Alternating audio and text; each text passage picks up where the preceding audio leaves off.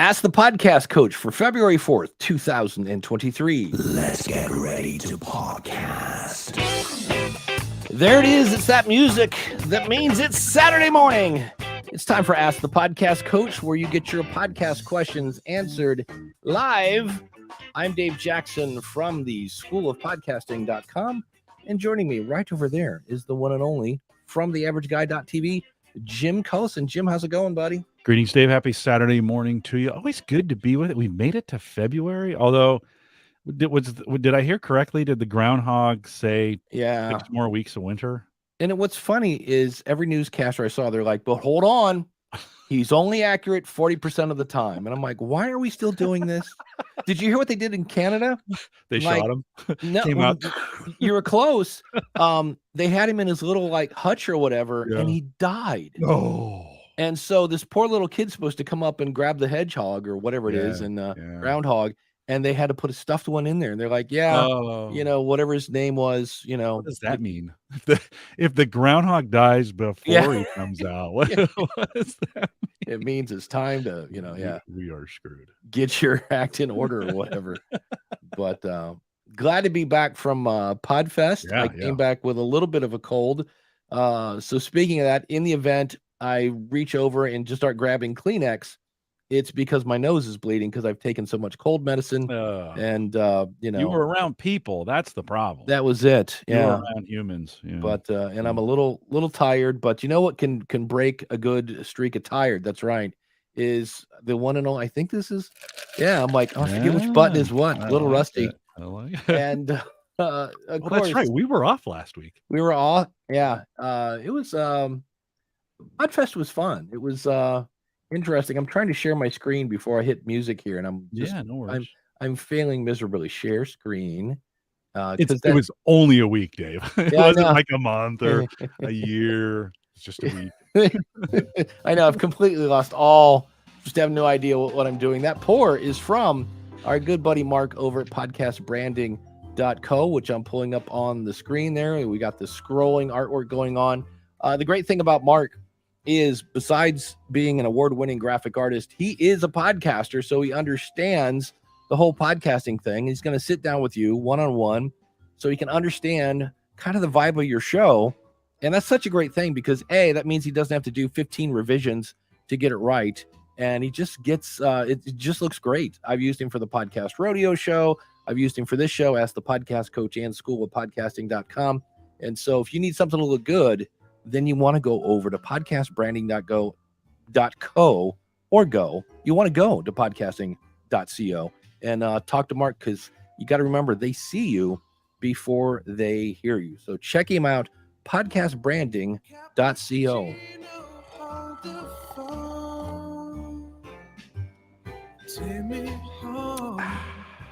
It's so good. The coffee is always so good on Saturday mornings. Big thanks to our friend Dan Lefebvre over there at Based on a True Story Podcast at basedonatruestorypodcast.com. Dan's doing something new. He's actually for 2023, he is looking at these, because he does these podcasts based on a true story. If the true story happened that week, the week you're currently listening in, he's talking about it. And so if you haven't gone, it's pretty cool. So you're getting like mini episodes, like 3 mini episodes every single week in there based on the week when it happened. So it's pretty cool. So I've been saying this for a long time, but if you haven't subscribed, probably now is the time to go out and get that subscribe. If you're looking for a new podcast, he's got a little bit of a new format, still doing some of the original format, but some new things to check out based on a true story podcast.com. Wait, thanks, Jim, are you saying that Dan actually changed his format? Are you allowed to do that? Yeah. Well, he did, apparently. I mean, I think it's okay. Did he have to go through the podcast police or something? Aren't going to come knocking on his door? Yes. Yeah, you might have to send a letter to Rob Greenlee or something along those lines. I think he's the godfather of podcasting formats. So not podcasting, but podcasting formats. Yeah. So So just for the record, remember, your podcast is a recipe, not a statue. And if you want to change it. It's yours. So we do have somebody coming on board here in a second. I just want to say, Craig said, missed you guys last week. And it was different. All of a sudden I was like, I didn't get to talk to Jim this week. That's no fun. I know. So Glad to be back. And let's, since she's in the back, the Waiting green, patiently. yeah, waiting patiently. We'll bring up DR here. Always fun to hear from here. And proving again, here we go, breaking the rules. You can come on the video and not actually show your video. So DR, good morning. It's not intentional. You might have seen that I came in, I went out, I came in, I went out. I was trying to fix my external camera. I even went on Zoom to see if it was working. It was working fine on Zoom, but it's not working now. So I apologize. And I spent time to look pretty today, by the way. So well, for the record, my camera is a little weird. Every now and then you'll see like a green line go through me, and I didn't have time to reboot this morning, so we're just going to deal with it and push on. So what can we help you with? Hey, so I have a question. I actually have two specific questions. All right. So the first one is that I have a client who has been doing audio only, and she has a YouTube channel that has gone neglected for the past year or so, long before I came on her team. And her goal for 2023 is that she wants to resurrect YouTube. I think it's a great idea. But now the question comes up because since she has abandoned it in that time, shorts have come on the scene. So now the question is, does she go with the long form, the entire episode on YouTube, or do we do these maybe 3 or 4 shorts per episode? Yeah, it's a Dave's pointing at me. It's a you should, well, it kind of depends. If the content leans itself naturally to the short content, you should probably ride the short wave right now with YouTube. They're promoting it. They're doing a lot of things to make sure their shorts work. So chances are, if you do it, I mean, you're kind of going with the momentum there on YouTube. But the big caveat is I think the format has to fit it, or you have to make extra content that's formatted correctly, right? Shorts are portrait mode, not landscape. Right. And so if you want to make if the original content's not formatted that way, I think you need to make it well. I don't think just taking any content, and I think people are thinking, well, I'll just grab anything because shorts are so hot and I'll put anything out there. I don't think that's necessarily the recipe. I think people who are watching shorts are looking for something funny, or they're looking for something interesting, or they're looking for something smart. And so if it fits all that criteria, I say why not start it with shorts and see where they go. Or go ahead. I'm sorry. The chat room saying you can do both. I've seen a lot of people do this. Here's the problem with doing both, though, Dave, is if you do long form content and shorts, there are folks who they come to the channel expecting a certain length. Yeah. Right. And they subscribe for a certain length. I watch a DIY YouTuber who usually puts out 25-minute content, and he started doing shorts, and his audience revolted. They were like, stop putting shorts in your YouTube content. Yeah, I think I would make a separate channel just for shorts. Oh, interesting. You could. Yeah. You could. What did you tell your what was your advice to the client?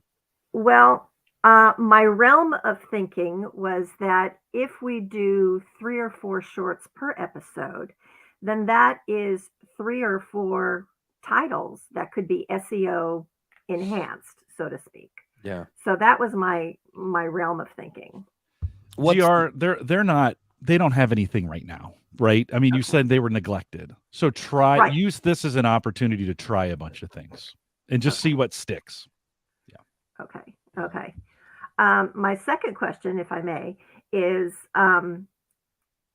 if I am pitching people who are big names to come on to the podcast, how I had this question formed in my mind and it sounded so good in my head. Is there a way to, because normally you would hear hosts themselves pitch for their own show. I am doing the pitching for my client. So how I'm sure I should be transparent about that, right? I would think it sounds, hi, I'm DR. I'm the producer of the show, such and such, hosted by so and so? Because on one hand, it makes the show sound like, ooh, they have a producer. Okay. That's one way to look at it. It then depends on the pit. To me, it always, I don't care if it's big or small. I just had a guy that's going to be in 2 weeks on the School of Podcasting who said, Dave, I disagree. Spray and pray sometimes works. And I was like, all right. So we had a great conversation. But I said, what it really came down for me is I need you to tie your expertise to my audience. I don't care that you were a riverboat captain and that you can do this. Like, here's what I talk about. Say something that proves you know what I talk about, and then tie your expertise and explain how my audience is going to benefit. Because in my opinion, every good podcaster is serving their audience. So the fact that you cured cancer and invented sliced bread, I don't care. My audience wants to know how to grow their audience. Like that, and none of the stuff like, thank you for your service and everything else you did. But I'm like, And I said, that's really what it is. And one thing that this guy does, and that's assuming you read the press kit that he sends, but he can talk on like 5 different subjects. And so he has, hey, on this subject, you don't have to use these, but here are some sample questions on this topic. And I said, oh, that's actually kind of cool. I said, because by looking at the questions, you can then easily say, oh, this is the kind of stuff that my audience wants to know. Mm-hmm. So it's kind of tricky. Jim, when you pitch people to be on the show, how do you No, I like your initial instinct of just being upfront, being candid, and just say, hey, I'm the producer for this podcast. We're looking for guests. This is the purpose of what we're trying to do. Where would would you be willing to do this? And where do you see you fitting best?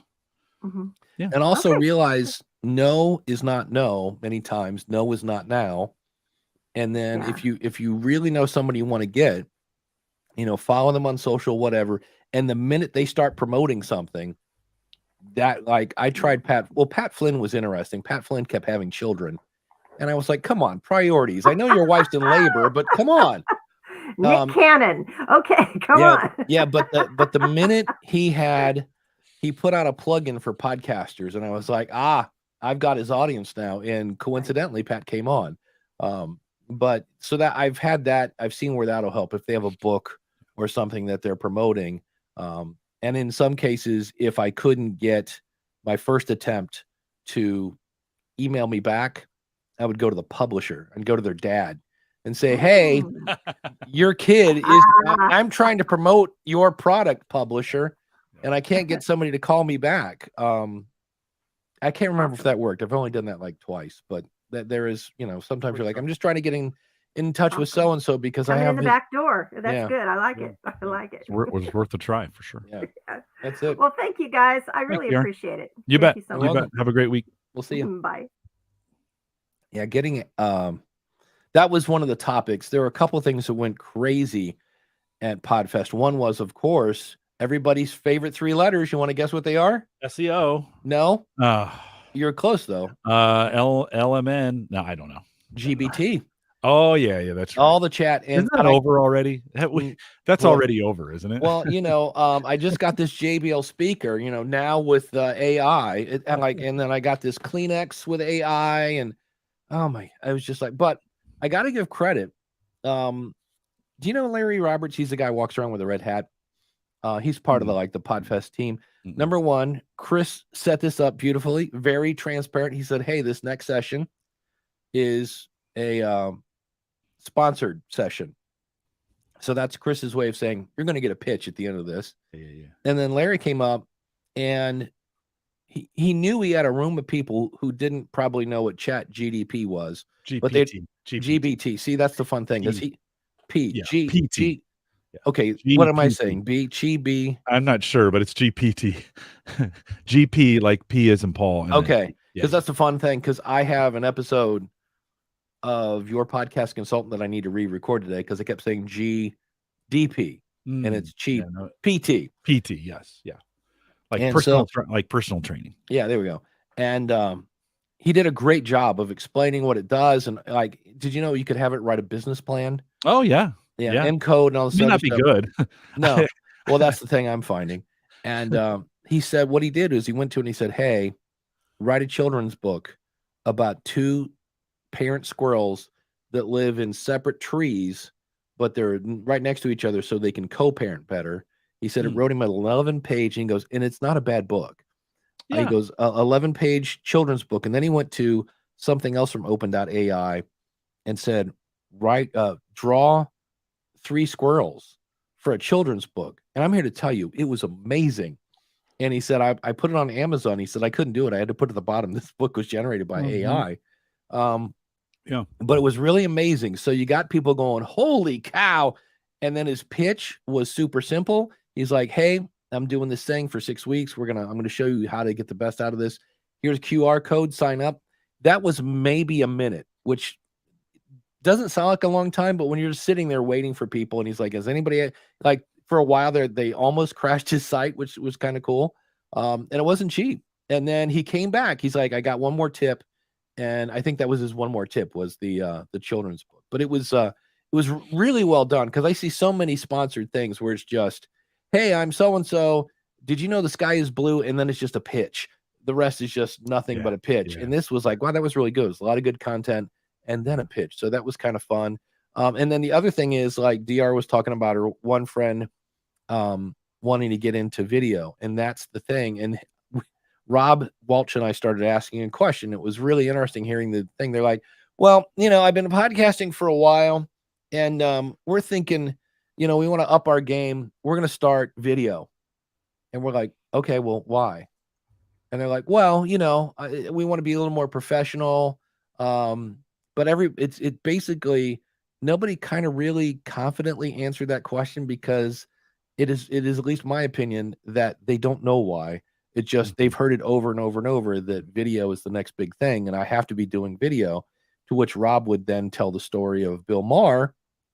Bill Maher came to Libsyn, only wanted to do a video podcast, and Rob had to twist his arm and say, well, let's do audio too, just for fun.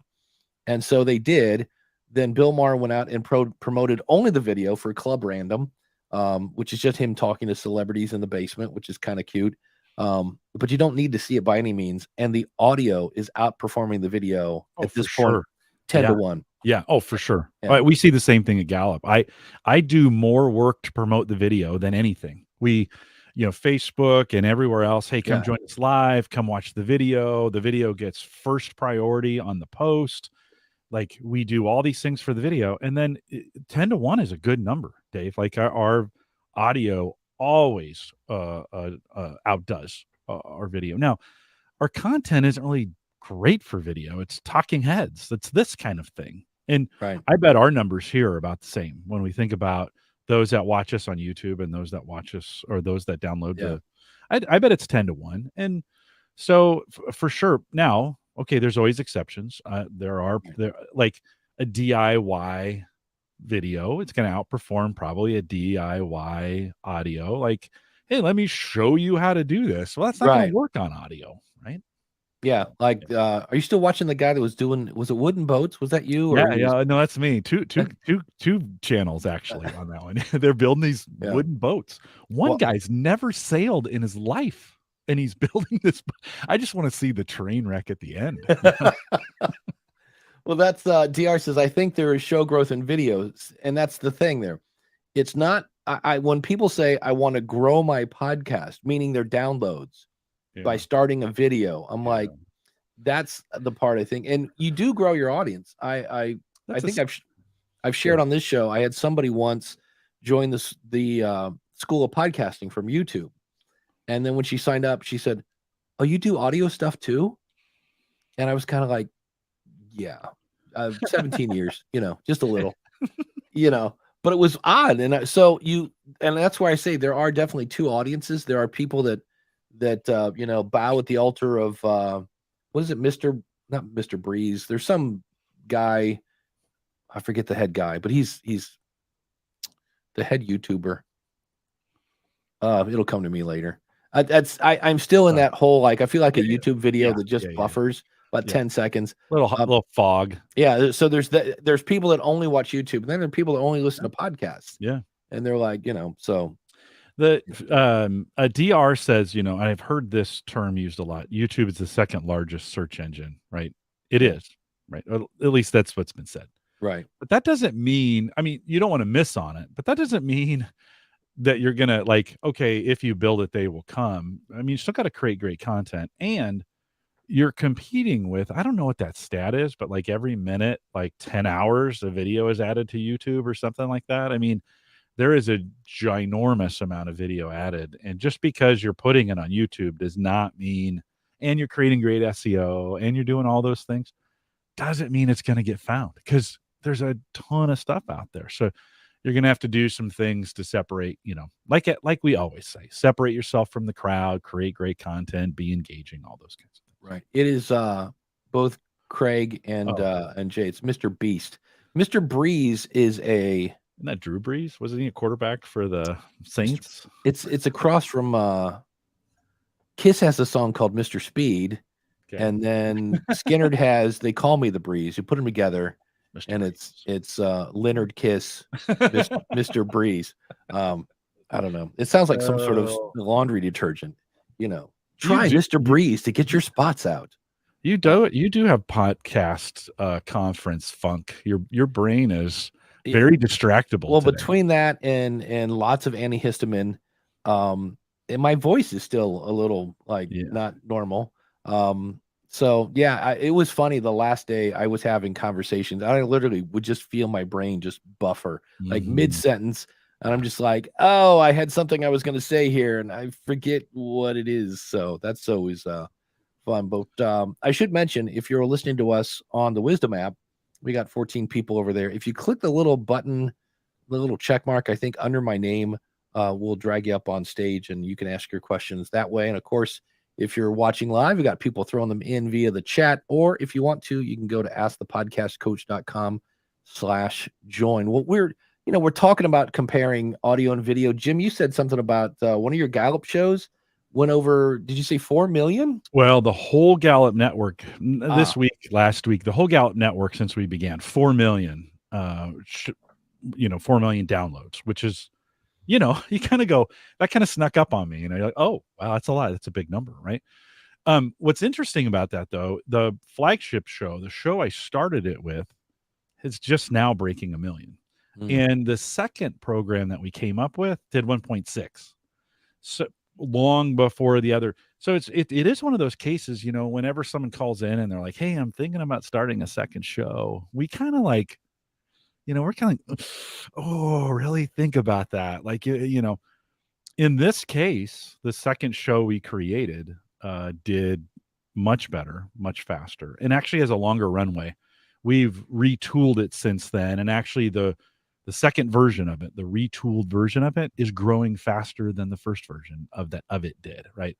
So I don't think it's always a bad idea. If you're thinking about starting a second show, think about, how can I do my second show better or reach a different audience with my second show? Right. And so it just got me thinking, Dave. I think sometimes we're a little too quick when it's Coach Dave, it's over 10 years, 4 million over 10 years. So I don't think that we should always poo-poo it. Oh, we're starting a second show, but maybe ask the question, how's it going to be different? Yeah. What are you going to do different? And we'll have a different audience, right? And hey, it worked for us. I'm not saying it's going to work for you, by the way. That's not why I'm saying this. One, I just thought it was a cool number. That's one of those things you check your stats on a Monday and you go, oh, we just crossed over that number. Yeah, that's pretty cool. So yeah, it's the thing I always just tell people is, because it's an easy trap to fall into. I'm going to start a second, third, 17th podcast, whatever it is. And it's the whole artwork, description, setting up the feed. That part's super easy because you've done it now, but there's still only 24 hours to promote, and that's where you're either farming that out or whatever it is. But congrats, man. Yeah, that's thanks. A lot of downloads. It's a ton of fun when you start thinking about it. We kind of shared that around and woohoo, and then it was like, okay, what's next? How are we going to continue to grow it? What does that mean? How are we going to continue to do outreach on it. But exciting to see. And I think sometimes as podcasters, we just need to take a second and celebrate those milestones. Don't overlook them. Don't be like, well, we could always do better. Well, yeah, you can. Those things are all true. Right. But for a moment, I mean, those are significant, whether that number is 1 million or 100,000 or 10,000 or 100 for you, whatever those numbers are, as you think about it, stop for a second and celebrate it. It's well warranted. And sometimes we need a little bit of a lift, just like, oh, hey, I'm actually doing something. And this is kind of cool. Well, that's it. When you first start out, I think that's why, we always kind of joke about people obsessing over their stats, but I think the reason you obsess over your stats is, it's brand new. So it's taking forever to get stuff done. You're a little like, I don't know what's going on. Is this going to work? And so the fact that the number keeps going up, I think is enough of a dopamine kick to like, okay, somebody is listening to this. I'm going to keep doing it. That whole 9 yards. Speaking of launching shows, I'm going to say Libations, Libations. Have you ever heard that word? Mm-mm. Well, somebody's they said, hey, it's I'm doing a podcast. They're launching it. He and his wife. It's called the Libations. That's how I'm pronouncing it. The Libations podcast. Well, number one, you got the word podcast in your name. That's going to make SEO a little hard. We try a new drink every episode and talk about life. It's basically been our journal since right after we got engaged. And so apparently that's all I copied to that. So not that this is a bad idea, but I don't know if anybody knows what Libations is. If somebody wants to look that up, Libations. My guess is it's probably something about drinking, being that they're drinking a new thing, and they're making an audio journal. And I'm like, sounds like fun. Sounds like a fun hobby you can do with your significant other. That's great until 6 months from now when you go, from Libations. It means drinks. Thank you, Christopher Nessie. So I just worried that somewhere down the road, they're going to go, how do I now monetize this? And I'm like, well, you're talking about whatever you want to talk. This is one of those where I ran into somebody else that does this. When you do a show about everything and you're talking about it with a co-host, the draw then becomes you and your co-host. Like you have to be entertaining. Mm-hmm. And it's not that easy in that whole 9 yards. But when I saw that, I was like, maybe it's just me. Maybe I need to expand my vocabulary to add the word, libations or something into it. It was an interesting thing. I was like, hey, congrats. You pressed record. That's more than some people do. But I just was like, Yeah, but there's been words like that we didn't know, and then they got popular and they got added into the vocabulary, and they worked. I think, out the gate, if you're going to pick something obscure like that, you're going to have to explain it, right? I mean, it's just right. You better have some good art. You better have some good out. You better talk about it a little bit. You better spend some time. You're going to have to educate some folks on it. It's a risk for sure. It's also a risk just to name your show something generic too, right? I mean, if you get too safe with it and, it's the podcast show, you're like thinking outside the box. That's my favorite. Yeah. They're like 24 shows named Thinking Outside the Box. And I'm like, DR asked, what's the cover art like? That's a good question. This was just in a Facebook group, so they didn't have, that whole 9 yards. As Jim and I fight over who's going to put it on the screen first. It's hilarious. That would be my guess if their artwork, but that's one of those where if you need to see the artwork to understand what the show's about, and I was thinking about that this morning, that there are so many hard to explain balances in podcasting, because on one hand, you have people that have been thinking about podcasting for 3 years. I hear that a lot. I'm like 3 years is a long time. And then you have other people that are making the Libations podcast who just jumped in. And I'm like, it's hard to explain. Like, okay, maybe you should have thought about this a little more. Now, for the record, the Libations people, that's an audio journal. Kudos to you. You're having fun. Do it, So you don't have to think a ton about it. But I'm like, there is a weird happy medium. If you're going to kind of do this as a super serious passion project, you might want to think about it a little bit. And on the other hand, 3 years is too long to think about it, depending on what the show is. And when I did my session, it was, just stuff like I saw somebody name their show a hashtag. And that's the other one. If you think about it, if nobody knows what labacious, A, means, B, how are you going to spell it? And B, how are people going to find you? And if they can't find you, they can't listen to you. And so that would be one where I'd be like, you need a tagline. The Labacious Show, a new drink every episode or something. You got to get the word drink in there for you to remotely show up, knowing that search in apps is horrible. And if that's your marketing thing, oh, well, people will just find us in the apps. You need a different marketing thing. And so it's kind of odd I was thinking, like, how do you explain how do you know when the podcast is ready to come out of the oven? You know what I mean? It's like, you just kind of, I guess it goes back to my stomping ground of you need a focus group. But there is times when I see people who jumped in too soon, and there are other people that are like, well, I started back in 72. And I'm like, yeah, you've been thinking about this a little too long. So although Dave, I don't know if I'd put as much emphasis, as you're giving it on the title, in the sense that when Serial came out, it was Serial. Good point. Right. And that's a great point. How did people share that? They said, hey, have you heard about this new podcast called Serial? Like, it wasn't some weird thing to pronounce or some long title that you couldn't remember. It was Serial. And I think that's one of those situations where the name just it by itself people were just so excited about sharing this new podcast that was out there. Have you heard about Serial? And so with this one, I don't know if it's a bad title or not. We'll find out. I mean, if the content's bad, any title's bad at that point, right?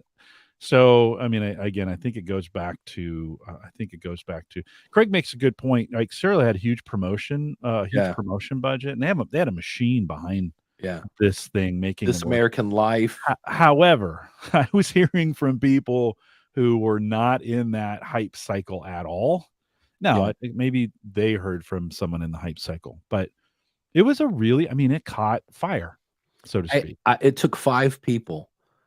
But eventually, when somebody said, hey, have you heard this no show? I'm like, what is that? Serial. And I'm like, is it about Lucky Charms? I'm like, no. Exactly. They are magically delicious. Captain Crunch. That's it. How not to let it get too soggy, but don't eat it too soon because it'll just scrape up the roof of your mouth. I mean, Captain Crunch should be like it could be a weapon. I think we could hurt people with that. Just make them eat it dry, and then just no, that shouldn't even be allowed. That's weaponizing cereal. So I don't know. I don't know if the title matters as much as we think it does sometimes, Dave. I think it's kind of let's get behind this kind of thing. If you've got some, and you know what? Promotion, we say this too, getting promotion behind it, paying for some promotion, doing some things to get it in front of people. That doesn't hurt either. Yeah. And those This American Life folks and those PBS folks, you think of Radio Lab and some of those other ones, they work hard to raise money so that they can do what they do.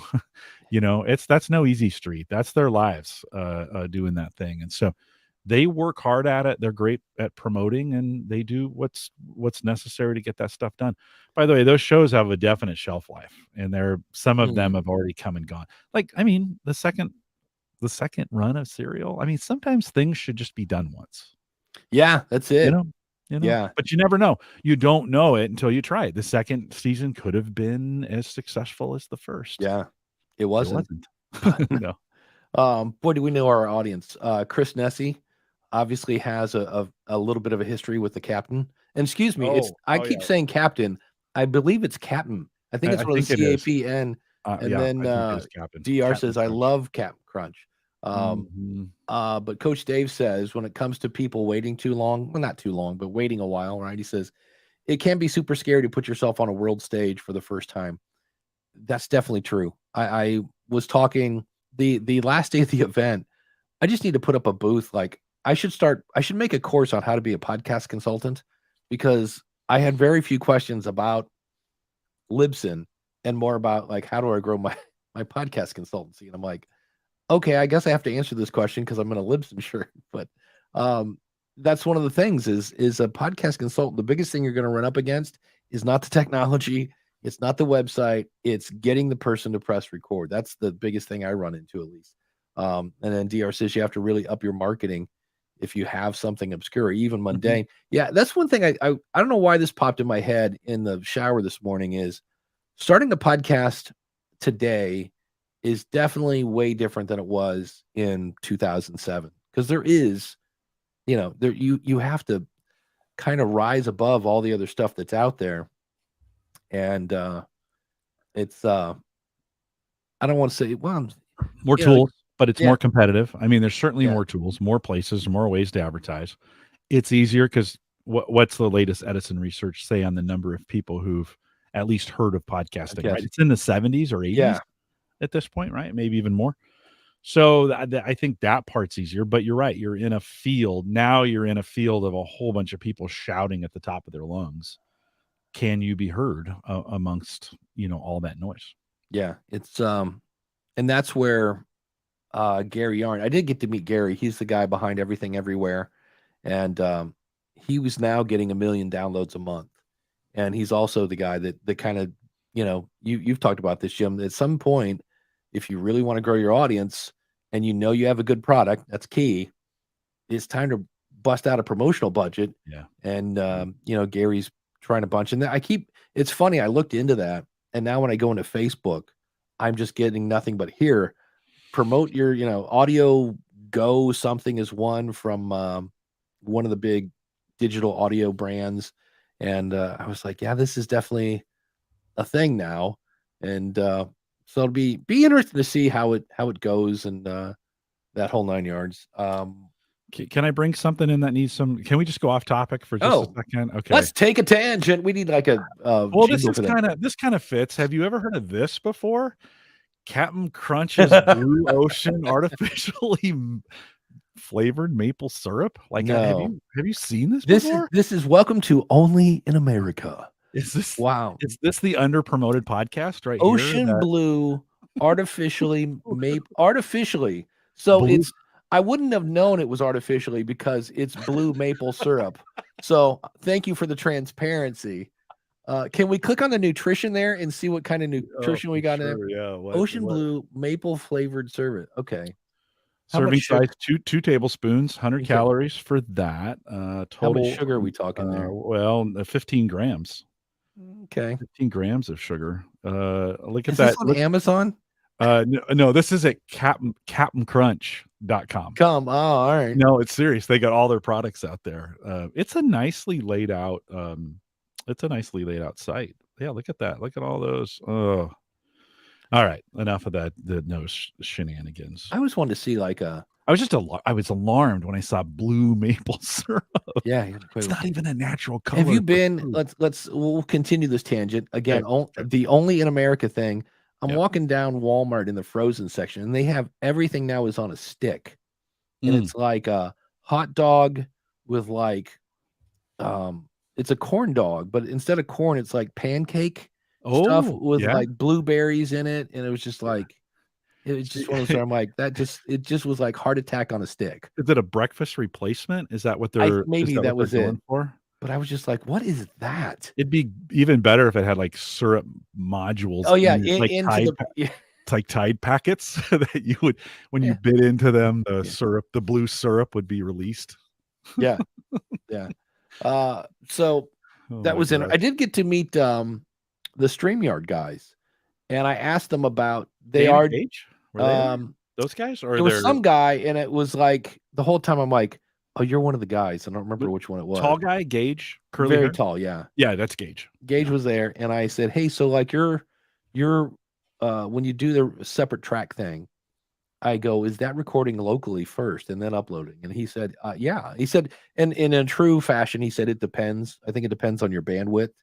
But that's kind of what they're doing. Oh, so I was like, that'd been worth the price of admission to meet him. I mean, was cool. I have started with 2 guys, right? This is a perfect story of just 2 guys with an idea. They eventually sell to webinar.net or whoever it was. I forget who it was now. Yeah.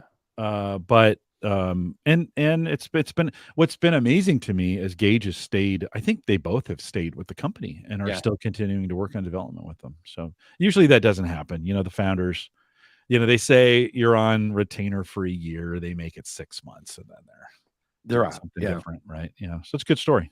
Yeah, I meant to wear it this morning, but being that it was like, 7 outside when I woke up, a t-shirt is not going to cut it today. But I have the big giant, goose with a Skype headset on for Is some that a reason. goose? I thought it was a duck. Duck. It would be a Okay. duck. All That's right, true. good. Yeah, It's the like, last time I saw a goose with a green head, I think it was dead. So that would it's like, be have I been seeing that wrong all this time? It's one of those moments where you're like, is this reality or am I in the Matrix? I don't know what's going on here.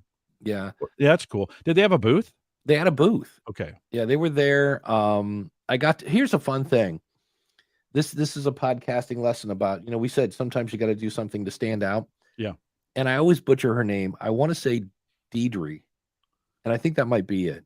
Or Deidre. It's not Deidre. Anyway, the woman from Capsho is this little firecracker. She's on pace to be Elsie. She's so happy and fun to be around. And I've known her. She really appreciated the fact that I gave her honest feedback on Capsho. Because she's always like, well, this guy kind of likes this. And I'm like, well, I was giving it something that wasn't realistic. But before they launched Capsho, her and her husband had some sort of restaurant or something in Australia or whatever. But apparently they know food very well. And she gave me one of the best brownies. I'm not a huge brownie person. Oh, yeah. And she brought me a brownie, and I go, I don't know if I can eat this without milk. It's kind of a peanut butter and jelly thing. But when you've been standing on a vendor floor all day and you really didn't get breakfast, and so finally I ate it's the best brownie. That's the best. It's like so it's like I will always remember her now for you have the best. Yes, I love Capsho. It's a great little tool. And all those AI tools, everyone I've played with, because I went back and signed back up for Capsho. Why? Because she gave me a brownie. I'm like, I'm going to sign up for the lowest plan and see what happens. Yeah. And it was okay. They're doing some good stuff. I mean, Swell, the other one we talked about a couple of weeks ago. Yeah. Swell's transcriptions are incredible. Like I've used them all. I've worked with them all, tried them all. We even use Amazon's transcription. So I've used Amazon and Microsoft. I've used the Google side of things, all the various AIs, right? Signed up for them all. Swell is maybe because they get my last name right every single time. Now, here's the thing. When I look at their transcription, it always has timestamps on the left. They need an SRT export. Hey, Swell, I know you guys aren't listening, but if you are listening, it's great. You have VTT and SRT exports, and that's for like YouTube and videos and stuff like that. I need one that is by name and then section talked, so that I can make transcripts out of them. I couldn't find a way in Swell to just make regular transcripts, which would be awesome. The other thing I found, because Swell has you can use them twice a month for free. Yep. And I saw the blog post they wrote, and it was so long that I'm like, I'm not reading that. You've ever, you just see this wall of text. The one they make for you, right? What you're talking about, the blog post they make for you. Yeah. And so I did that, and I went back and finally read it. And about 3/4 of the way through, it started to kind of repeat stuff it already said. And I was like, and that's the thing I like about Deidre. She said, look, it's again, like we've said, it's an assistant. It's not an employee. And she'll say, look, you're going to have to tweak this. It's, it's going to get better, but you kind of have to tweak it a little bit. And so, so that was one where I was like, well, I'm going to take this paragraph, and usually I tweak it anyway. Cause again, it's AI, it's not 100%. So both those tools are I'm like, and she's having a thing now. It's coming out, I think it's next week. That's going to be some sort of guest tool. Like it's going to do something either for the guest to send them like a media kit or something like that.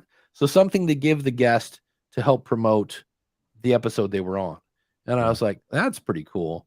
So it's again, AI, it's it's not just for breakfast anymore. Well, I think we're gonna like if you think it's been bad the last 6 weeks with this AI stuff, listen, it's all hands on deck at Google right now. They, from what we're hearing in the space, they have been, in theory, who knows if this is true or not, they've been working on something behind the scenes that, oh yeah, Microsoft can do this, we can do it too, right? And so Yeah. I think you're going to see from some of the big players, there's been a kind of an all hands on deck. We better get something out and catch up. And trust me, if you haven't been working on this, I'm not saying they haven't, but if you, let's just say they haven't for a second, my assumption may not be true. And then you try to catch up with this stuff, you're going to make junk. Like, it's just going to be terrible. The stuff we're seeing now in ChatGPT they've been working on this for like 3 or 4 years.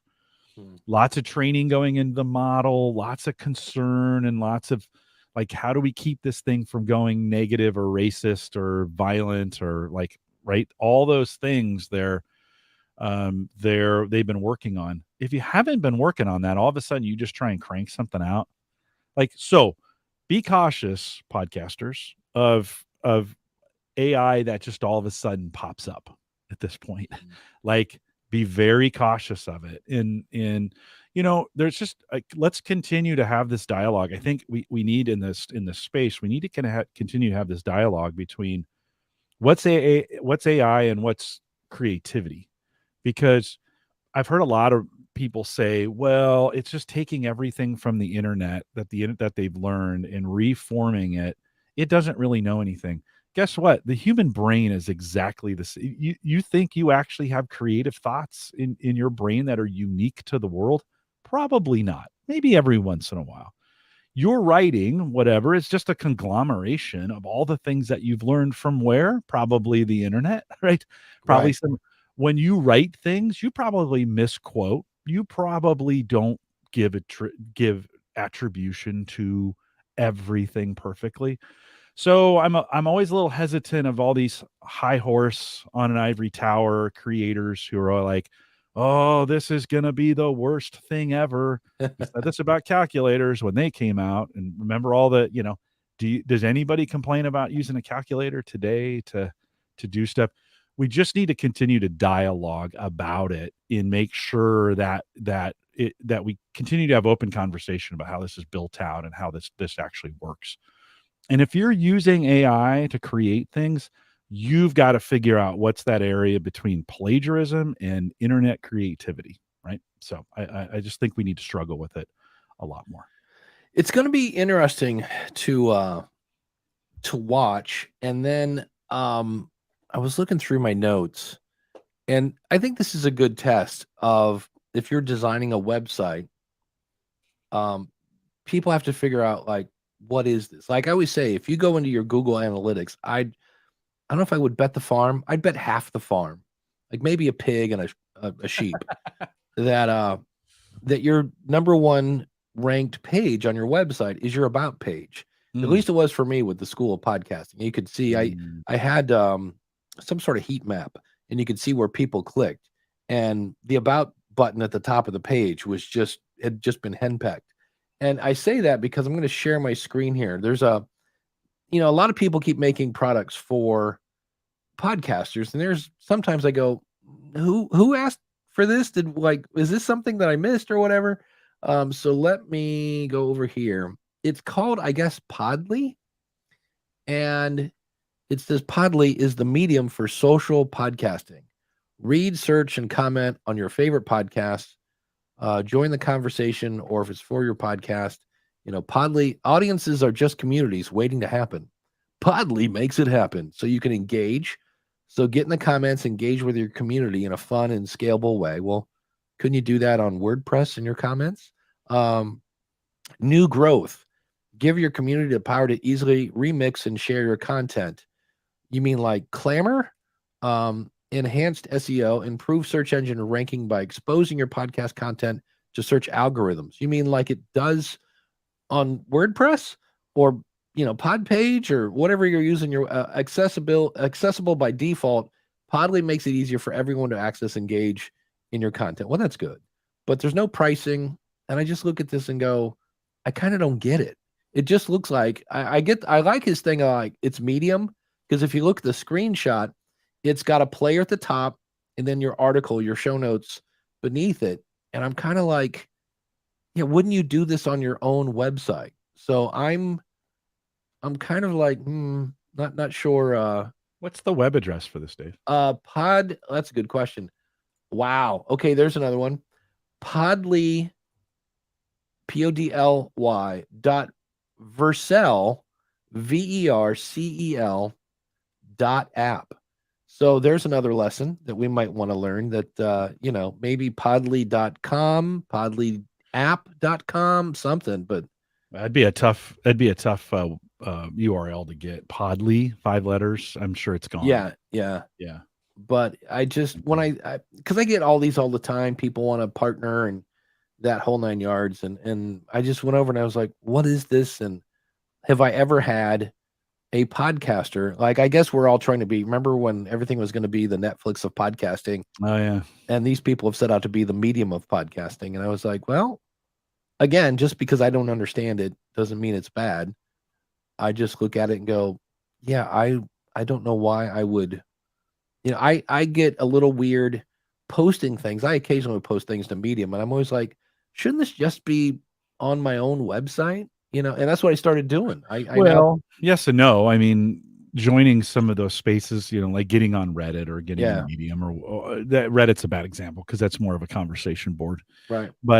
But yeah, no, sometimes being, being in those spaces gives you extra exposure as you're right. You're searched a little bit different. It was like, I'm trying to think of, what was that? Was it Medium? I think it was Medium that had, I mean, it's an ecosystem within an ecosystem. And so it may not hurt to just have a separate post out there on Medium, because it may get discovered in a different way.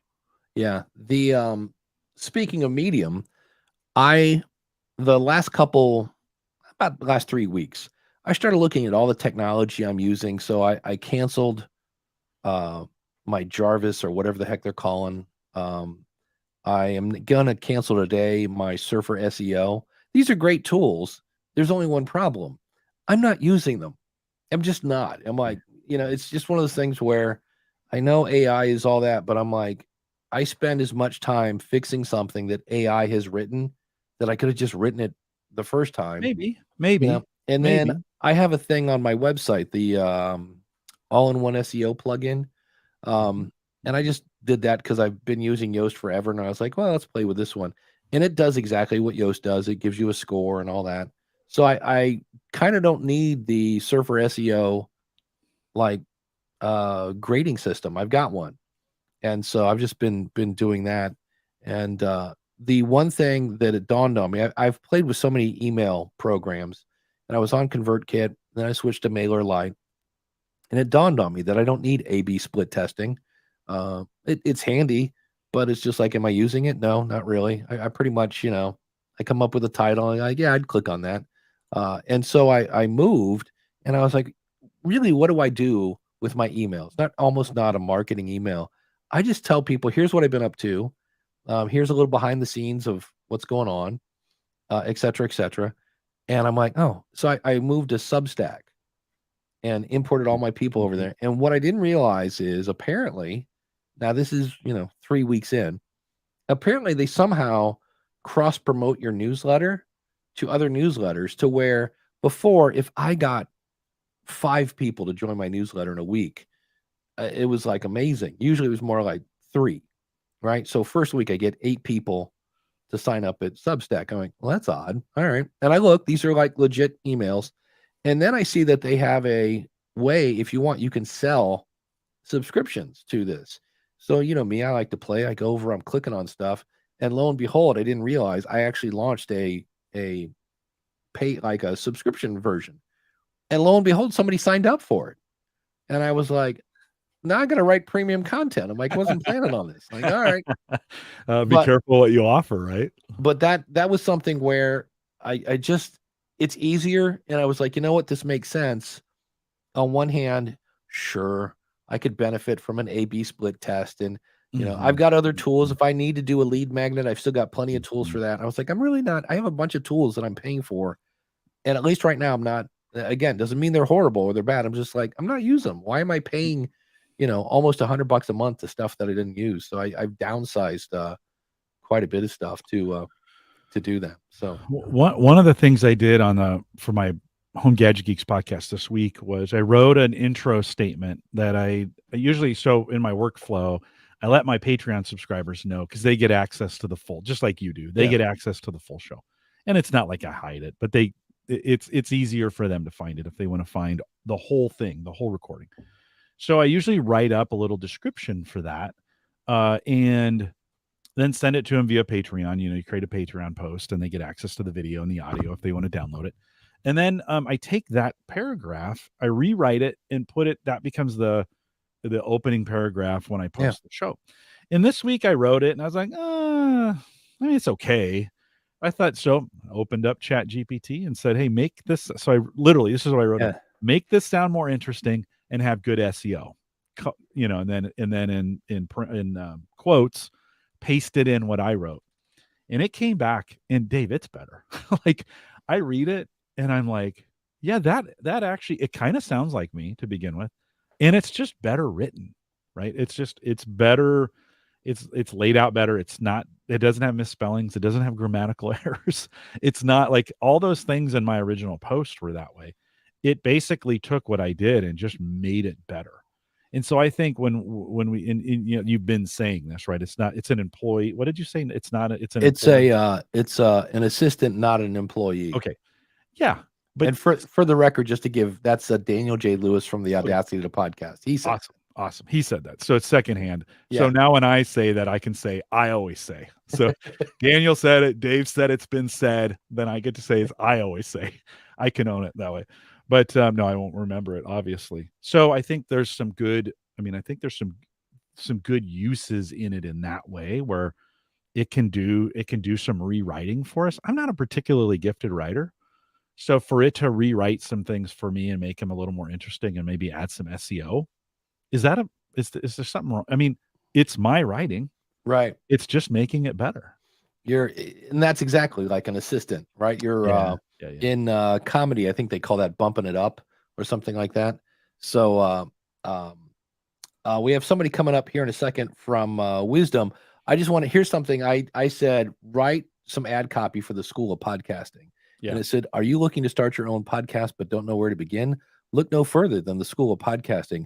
Our comprehensive online courses and one-on-one coaching will teach you everything you need to know, from equipment and editing to marketing and monetization. And that is a cool thing you do in marketing, because it's 2 E's, editing and equipment, and then marketing and monetization. I forget what that's called, but it's a thing that makes it more memorable. Right. With our proven methods and expert instructors, which is interesting because there's only one. You'll be that's where the tweak comes in. You'll be creating high quality, engaging content in no time. Say goodbye to the frustration and uncertainty, and hello to the successful podcasting career with the School of Podcasting. And I was like, that's pretty good. I'm like, you know what? I'm like, let's throw that in a notepad. and I have been using it, so we'll see how it works. Yeah, no, that's pretty good. And then you could take bits of that and cut pieces out and do some things with it. But I mean, it's some pretty good stuff. Yeah. So let's bring our friend up here. We're gonna hear. Oh, it's I know. This is from the Alien. Oh, I forget the name of the show where he bring him on. Yeah, so I recognize the name. So he's coming. Chris Botts is his name, and he wanted some exposure. So I went over and reviewed him on the podcast review show, because that's what that show's all about. So Chris, how's it going, buddy? What can we help you with? Hello, Dave. Hello, Jim. How are you guys? Good. Hey, Chris. That's good. I've been listening. I was number one in the line listening today, so I've gotten the whole show, and it's been interesting. But I would like to point out I'm calling in from the Ivory Tower. Well, that's great. You got great reception in that tower. That's I'm glad to hear it. They must have Verizon. Okay. Anyway. Well, yeah. No, it used to be anyway. When T-Mobile is who we had to be with, so it's going well on that.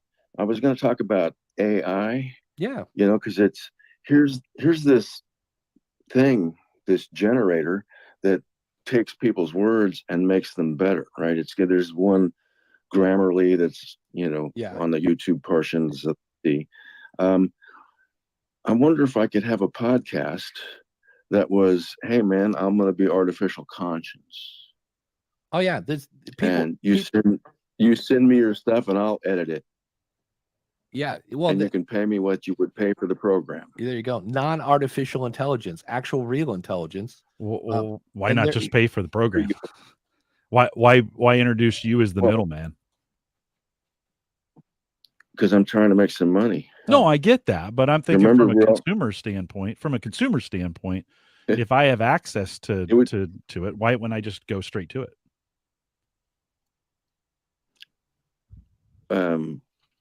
Pardon me? Yeah, I so don't so if understand that question. so the question is, well, I could go directly to Chat GDP and get it, at least for now, Yeah. and a GPT. I will get it eventually, Jim. Thank you. So I could go there, and assuming I can get in, because right now it's so popular, there are times you can't log in. I can get that for free for now, or I could pay you. So what are you going to do that's better? Then this is the hard part. What are you going to do that's better than Chat GPT? Well, I'm just saying, as from the ivory tower, one of those eggheads, or people that was off on the fringes. It's like orphan signal. I would just put it out there as, if you want to waste a little time, a little differently. Yeah, well, and I'm people. just joking. Yeah. I'm just joking with you guys. I don't really think I could write anybody's copy for them. Oh, all right. Well, No, I was just joking. Yeah. I mean, you have a point though. I mean, I think we're going to see some of these things creep up where people are going to try and, hey, I'll just take what you pay me to do what you could just go to that service and do. Yeah. But maybe you could add some value. So, to it, right? No, well, in my opinion, I could, but Yeah. whether I could actually give participation would be the key. But what I was going to say is, who actually, if this AI thing were to go Dr. Strangelove on us and, turn into some kind of major hate mentor, what FCC, SEC, who governs what goes on in podcast world? Oh, that is the question. That's the thing that makes me worried about this, because now when I Google something and I go, what's the best ribs in, whatever, Tennessee, and it says go to Mabel's, I'm like, oh, and then option number 2 is, Billy Bob's, and then number 3 is, Famous Dave's ribs and whatever. Like, I can choose. If I ask Chat GPT, if I don't know to go, give me more, and I say, what's the best barbecue in Tennessee? And it says, whatever, Slimy Steve's barbecue on Main Street. I go, okay. And I run, because the great Chat GPT is spoken. That's the part I'm like, boy, and then who's paying to get their name on there? If you only get one answer, it's like, then it's just top dollar. And I'm like, that's one of those things. I'm like, that could be a problem, because we've already heard how, if you've been paying any attention to Twitter, there's some serious what do you call it when you cut things out, censorship going on, where I guess the FBI and CIA had things where they were just like, yep, give me that, nope, don't point that. And I was like, now that again is heard through second party stuff. I've not read that yet, but I guess there's Twitter pages that Elon's putting out he's just shining the light on. Here's what was happening before. So yeah, it's gonna be, I don't know, Jim, you're a big giant nerd. Yeah. Thanks, Dave. That's the nicest thing you've ever said to me. Seriously. I think, as we think about what Google does for us in the early days of Google, before they really started taking payments, it was kind of a ranked structure based on usage and credibility and some of those kinds of things. And then they figured out, hey, if we start charging for this, we can take these sponsored posts and move them up. Listen, the same thing is going to happen here in this new AI world. These results coming back are going to be tainted by sponsored, paid for, individuals or organizations that pay for this. The response to Google and its ranking and paid for sponsorships was blogging blew up again, because people couldn't trust Google for actually its opinion, right? It'd be like, Yeah. This is a paid for opinion. I want to go read someone's real review, right? This is where reviews and blogs became really, really important again. I think we're going to see the same cycle because life just keeps cycling. That's all we do. We just keep doing the same thing over and over again. So I think you're going to see an explosion of AI. They're going to commercialize it. People are going to distrust it. And then we're going to go back to, what do humans say? Like, what are the reviews we're getting from a real human? Now, the question will be, will we be able to tell a review written by a real human and one written by AI? That there may be some question in there on that. But we cycle back around to this. And so if we do get, and it's going to go this direction. It's going to get Microsoft and OpenAI and all those other folks that are doing this. They're going to find ways to monetize this. People, Chris, to your point initially, people just don't do this stuff for free.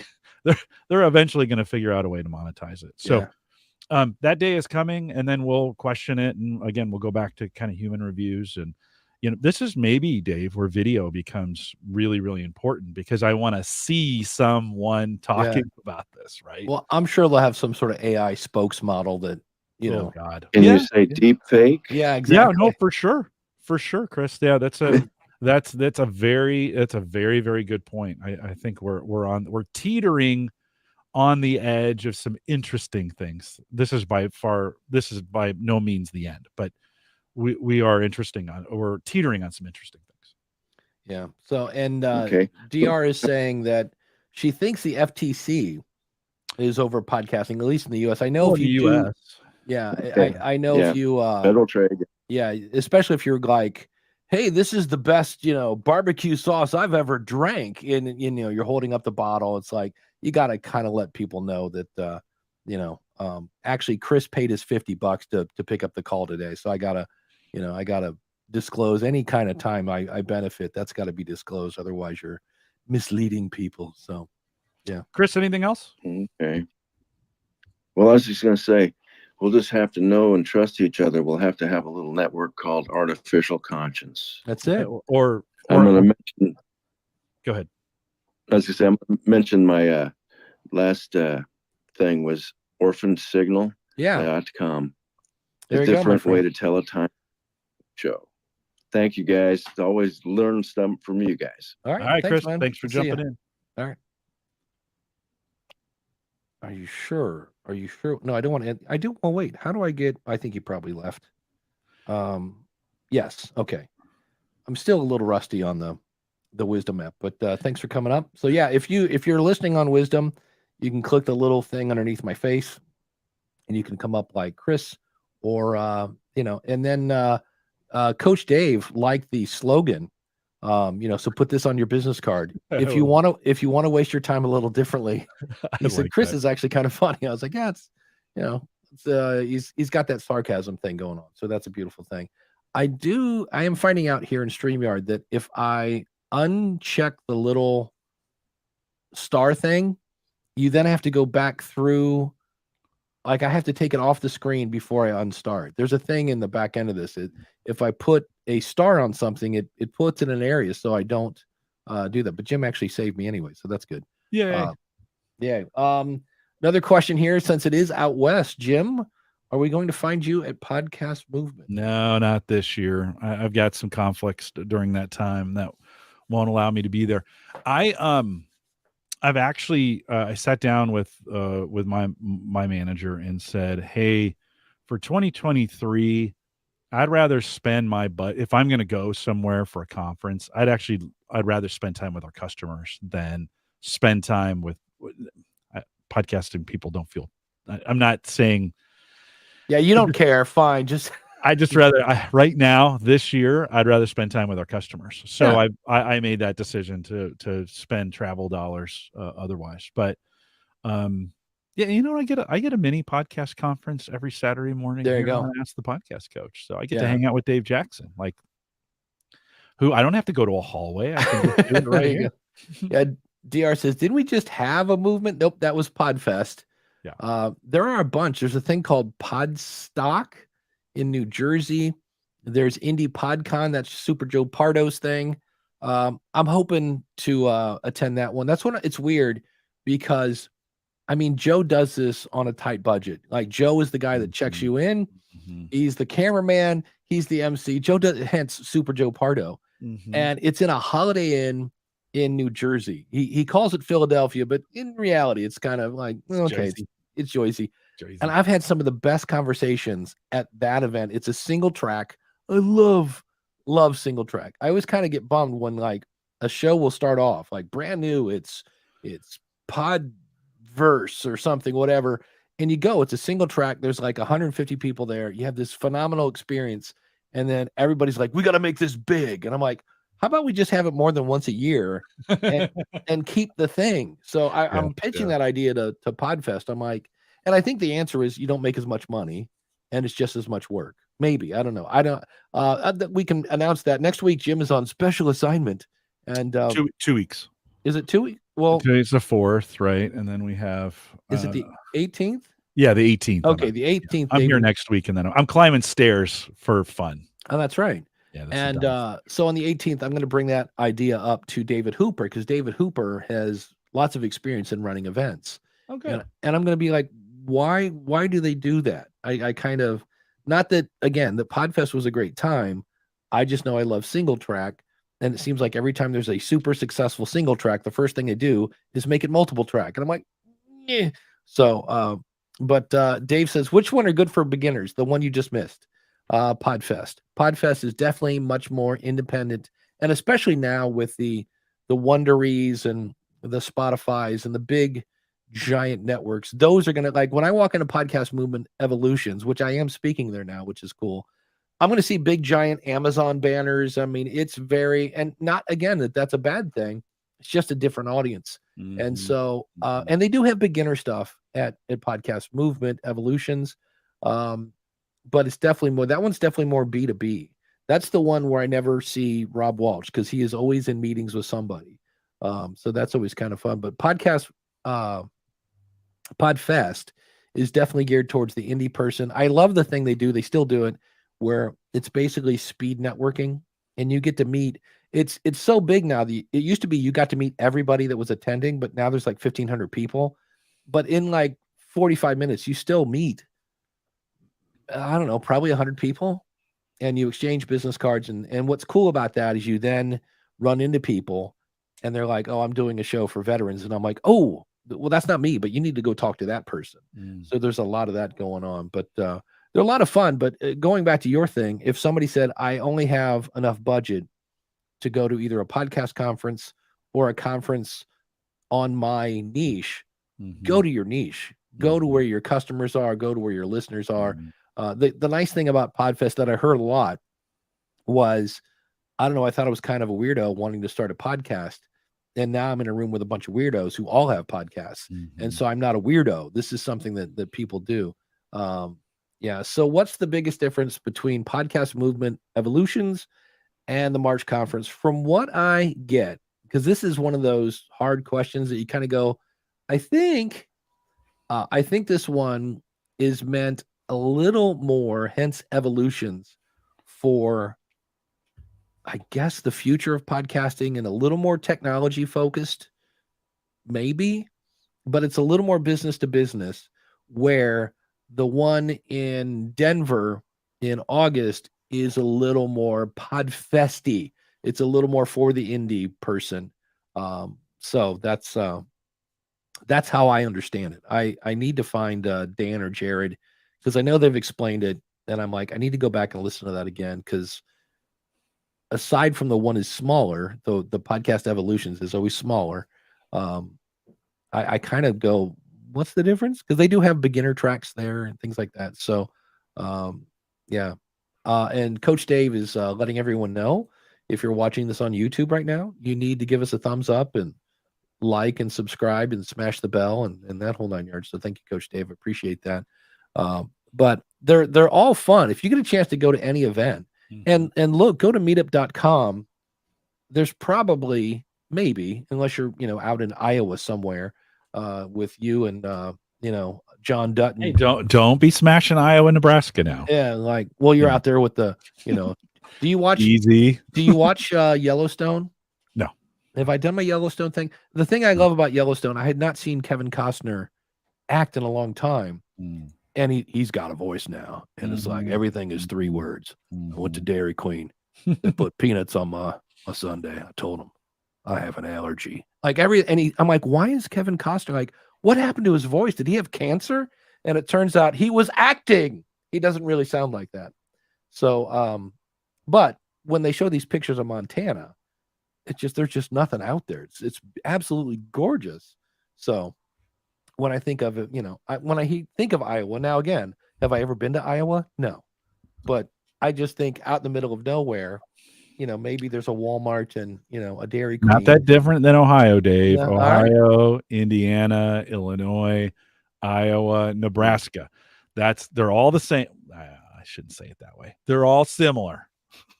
It's just the Midwest. There Although we're the Great Plains. You're technically in the Midwest. This is a lot of people think that where we live here in Nebraska is the Midwest, and that's not the truth. Technically, we're the Great Plains. So let's get that geography right, friends. I know you just fly over us all the time. I know that's, and you just look down and you're like, oh, how quaint. I'm laughing at Craig says Kevin Costner acts. That might be a thing. He's all right. He changes his voice. He does okay. I liked Yellowstone the first time I saw it when it was called Dallas. And then they brought it back as Obsession on HBO, where you have the crotchety old father who's the richer. There is a media empire. But speaking of media empire, we should thank our awesome media empire, our awesome supporters.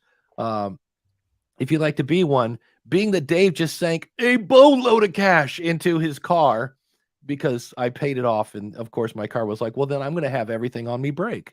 Feel free to go to askthepodcastcoach.com/support. And our awesome supporter this week, I had to go and look, is the one and only Ed Sullivan from SonicCupcake.com. So if you want, if you need an editor or, I don't know. He's just great. He's really great with sound advice. That's where Ed really shines, is like, hey, if you're struggling with your microphone or equipment or some of those kinds of things, he is a good guy to pay for some advice on that for sure. Yeah. So you could say he has sound advice. Yeah. There you go. If you, here's the cool thing. I got to hang out with Brendan from Podpage at Podfest. Oh, and this is why I love Podfest. I said, hey, this whole, this whole podcasting 2.0 thing. I said, there are apps over there that are getting popular, like Podverse, Fountain, although I'm using Fountain right now. We can talk about that when we get done here. And something that begins with a C. Again, brain fog. And I said, if we could have buttons for those, you'd have more podcasting 2.0 people probably use Podpage. And as I went in today to set up the whole, askthepodcastcoach.com/join, things like that, lo and behold, there are the buttons for Podverse, Cast-O-Matic. That's the one I was thinking of. And so you can now have podcasting 2.0 subscribe buttons on your website. So if you want to try out Podpage, check it out. Try podpage.com. If you just need more Jim Cullison, and who doesn't, go over to theaverageguy.tv and check out Home Gadget Geeks. And when you think of podcasting, well, think of schoolofpodcasting.com. And I got to tell you, I've been doing the whole daveinyourpocket.com thing. That's starting to people are like, I didn't understand what this was, but now that I signed up for it, so which is really great. I have a guy in Australia and we're on totally different time zones. So that's fun. And if you would like to support the show, askthepodcastcoach.com/support. Thanks for being an awesome supporter. And thanks especially to Ed Sullivan for being a $20 supporter. So, here's the thing with Fountain. I tried Fountain when it was brand new, and this is the whole streaming Satoshi thing. And on one hand, I give him credit because his app looks like nobody else's. Like you go in and it's this stream of comments. Like he's got comments in his app, a little bit like Good Pods. There's a lot in there about if people boost the show, you'll see who's boosting the show. So it's it's almost written for the podcaster who wants to play with the whole streaming Bitcoin thing. But as a listening experience, how can I say this politely? It blows. I'm not, no, let's take that back. That's not fair. It doesn't do what I want it to do. As a listener, I like playlists that are smart. I want to be able to set individual settings for each podcast. So like now, if I want to stream 50 Satoshis for this show, but 90 for this one, I have to go into the app. It's like one size fits all. I'm just like, so I'm going to reach out to Oscar. He's the guy over there and say, hey, because again, people can't fix what they don't know. So I'm going to give him some feedback, but I hear people recommend that app all the time. And I'm like, I'm not sure how like brand new friendly it is. But if you're into stats and you're into Satoshis and seeing how much sats you gave to each, so like it does give you information that you can't get in any other apps. And that's the way it's going to work. When you do something different, people are either going to go, this is the best thing ever, I've never seen this, or you're going to have people like me that go, it doesn't do like the old stuff. So we'll see. DR had a question. Do I have any insights on how or if the movement folks have learned anything from their last event? They have updated their thing, whatever it is. If you go to the bottom, there's like, it's not terms of service. It's the way we act document, whatever it's called. We'll see. I'm not going to comment on that. I have inside information and I'm not going to touch it. So yeah, you shouldn't. You should let them do that. Yeah. So there are, never mind. Moving on. Mike Adams, who did you know Mike Adams is the Audacity guy? I'll have to go check out Mike's YouTube channel. Oh. He's the Audacity. According to MR, see again, brag far. Letters are not my friend this morning.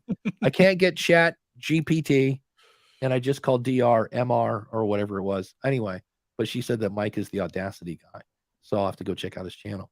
And then there you go, Chris Nessie, early adopter. Just added Cast-O-Matic to my pod page. That right now is my favorite app. If you have iOS and you want to play with the whole streaming Satoshi thing, I will give credit to this. And this was interesting. Jim, you might know this because you're a little more crypto savvy than I am. You call me a nerd. Well, actually, I think you're more of a geek. Geek? Okay. Yeah, All okay. right. All right. Okay, good. I went into Fountain, and the thing I heard that I was like, this is awesome, is I can go now and add money to Fountain. There's none of this like, oh, copy this receipt, paste it to this one, do the hokey pokey, turn yourself around. I'm like, if I can add money to the app. So I did, and my bank flagged it. They're like, hey. For sure. Yes.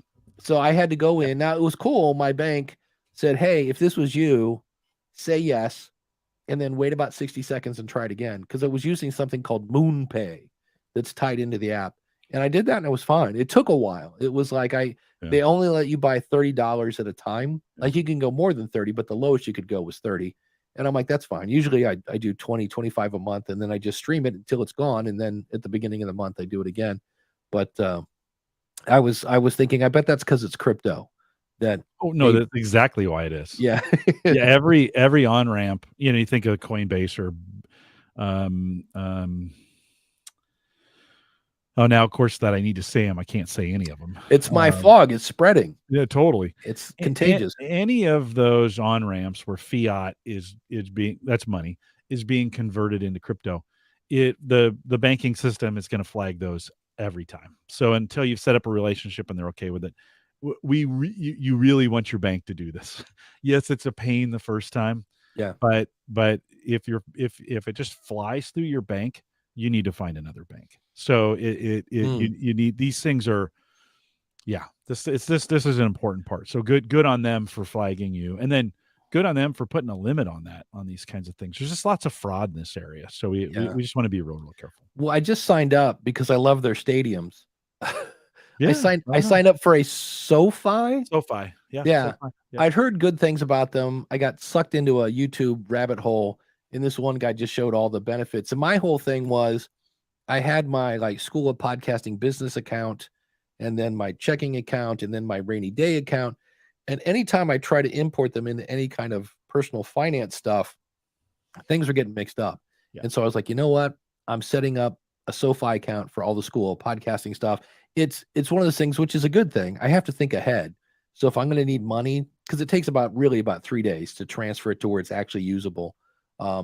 But so far, I am a SoFi person. In fact, since I'm talking about it, there is a thing, if I can get if you go to supportthisShow.com, SoFi. That's SOPH or SO again, brain fog. Wow. And letters. I just need to stay away from spelling anything this morning.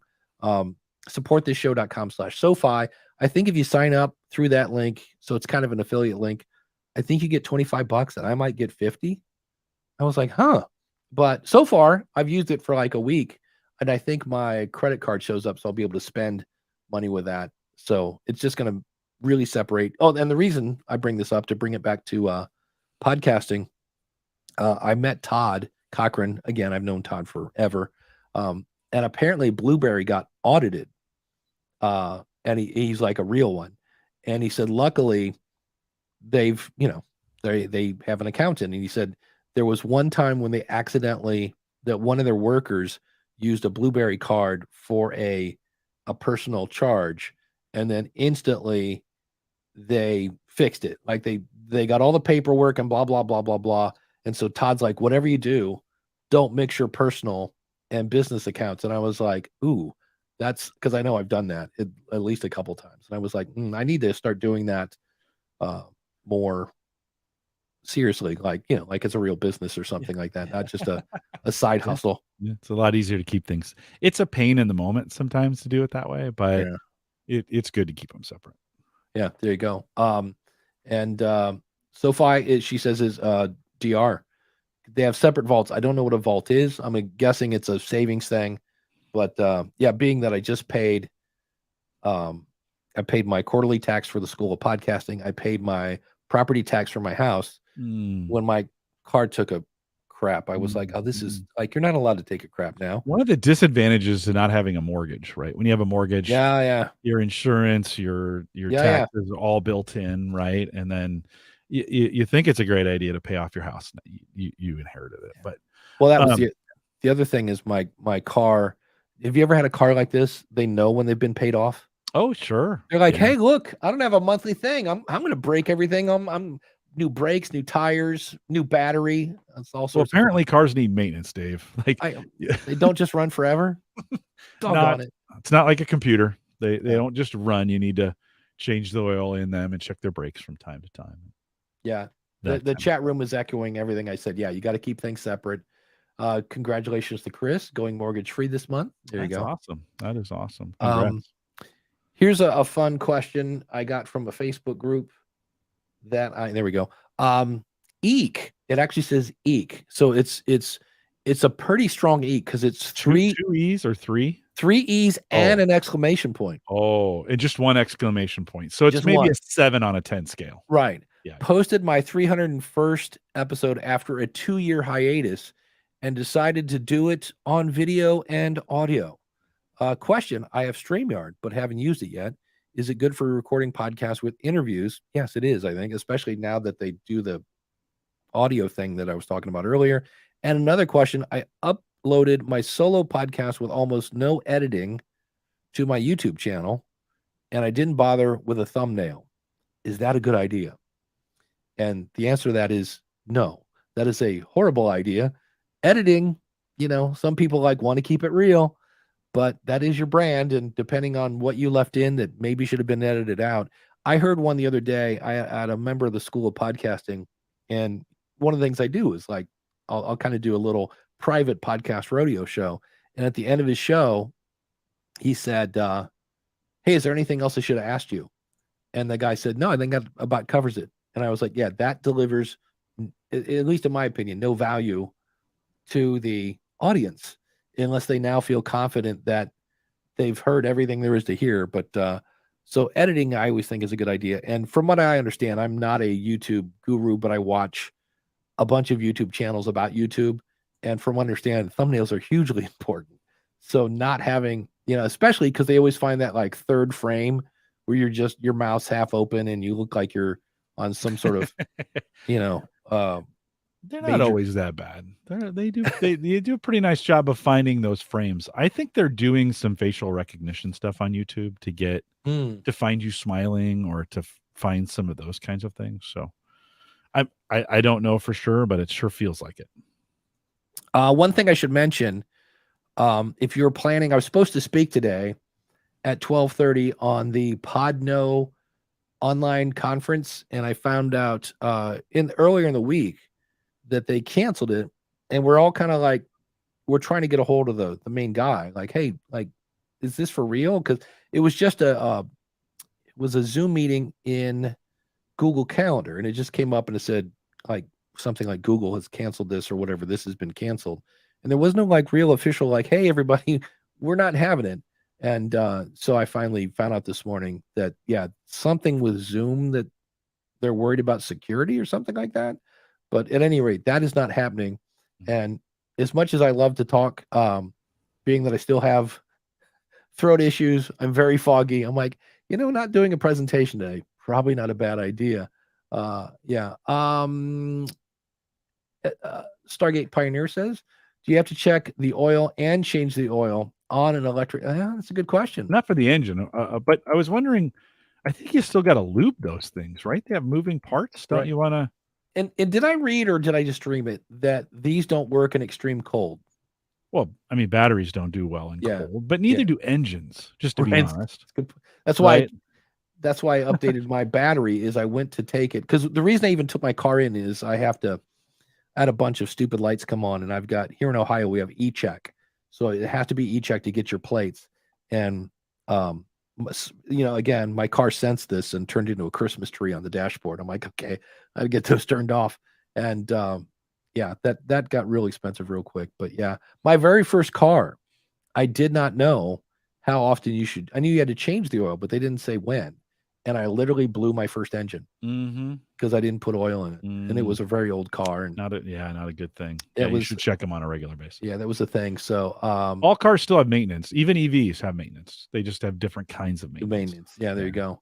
Yeah. And be careful if you get hit, because I understand that the batteries can catch on fire. And if they do, you have a heck of a time putting it out. And gasoline still catches on fire too. Like it does. Yeah. Like I get these comparison between these two. They're both dangerous. They're both awesome. They both do things. They have advantages and disadvantages. It just depends on what you want to pay for, on some of those kinds of things. So yeah. All right. Here's another. Are we giving free time today? Oh wow! Are we giving us some bonus content. It's a marathon. It's like, are we going? How long are we going today? Jim's like, I'm going. No, I'm good. I am good. Oh, know what? We actually have one person. We'll do one more. I'm sorry, Jim. All right. No, worries. We'll do one more. You're having a good time. I just know we want to get you to a restful state. You've been doing other things. I am very blurry today. So we're going to bring up Richard Markle, and apparently I can't read either. Yeah. Richard Mark Nichols. I've enjoyed sound all my life. Radio is a medium that I had a love for, and African Story was written for community radio, and a new series starts soon. So Richard, we're bringing you up on stage. I'll have to make it quick. Okay. Yep. You got a bolt?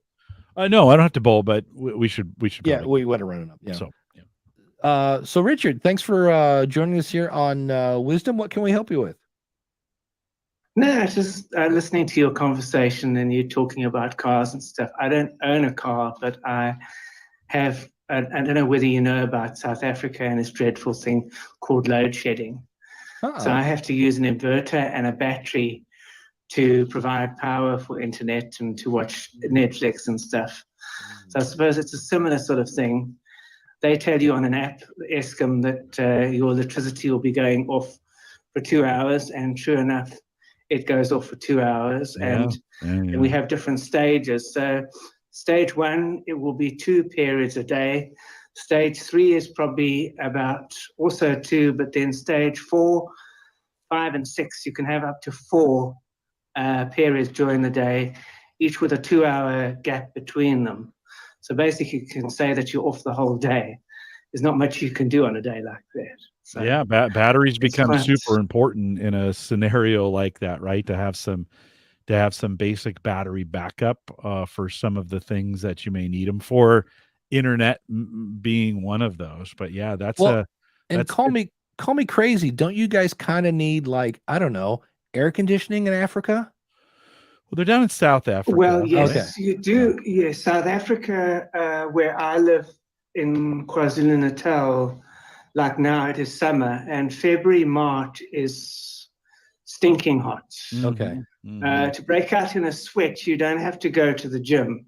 You just Right. have to be breathing, Right, and right. you'll break out in a sweat. So, Yeah. and also, as you've seen on my profile picture, I have a ball python. Yeah.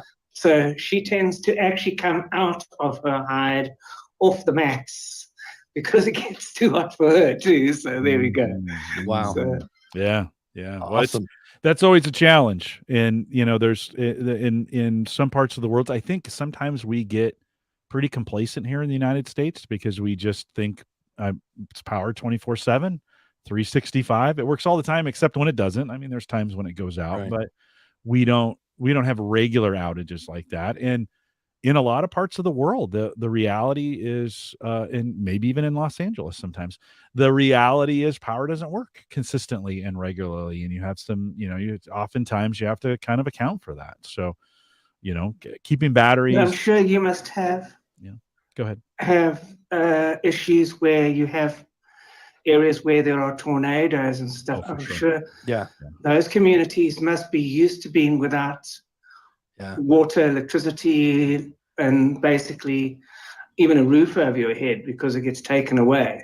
Yeah, but listen, I those kinds of situations happen on way less frequency than it's probably happening for you in power outages and not having power that's expected. Yeah, I live in the Midwest here, and I live in the Great Plains, and we have tornadoes and we have those things, and power goes out from time to time. I have a backup generator to help with that kind of stuff, but that's not to the extent of your situation where it's unreliable.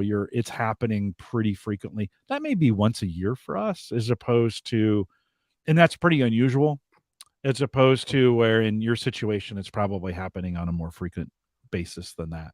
Yeah. Richard, do you have a podcast?